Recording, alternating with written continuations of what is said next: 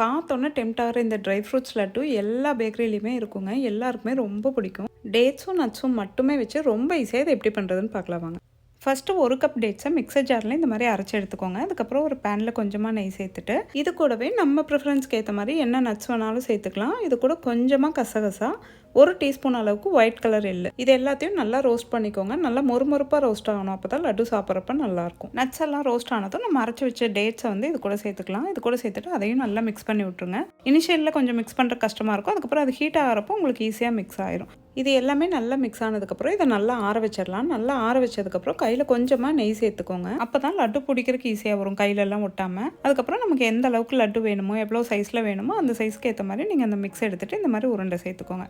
அவ்வளோதான், நம்ம லட்டு சூப்பராக ரெடி ஆயிடுச்சு. சின்ன குழந்தைகள்லேருந்து பெரியவங்க, டயபெட்டிஸ் இருக்கவங்கன்னு யார் வேணாலும் சாப்பிட்ற ஒரு ஹெல்த்தியான ஸ்நாக்ஸ் ஆப்ஷன் தாங்க இது. கண்டிப்பாக ட்ரை பண்ணி பாருங்கள்.